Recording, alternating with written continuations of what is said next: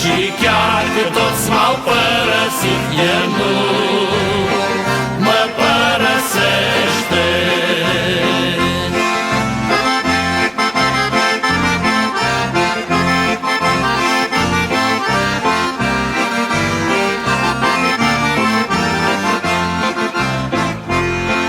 Dar fi să fiu lovit sărac, pulit pentru credință,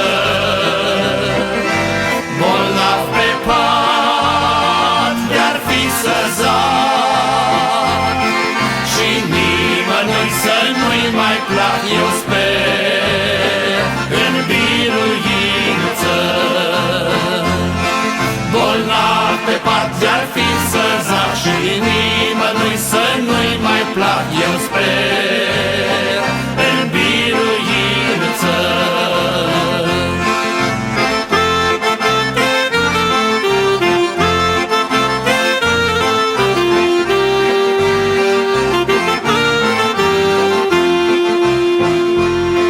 De ce să plâng când crucea-i grea?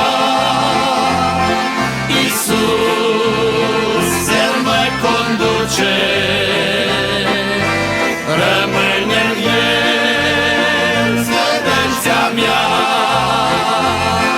și veșnic mă voi îndrepta spre jertfa de pe cruce.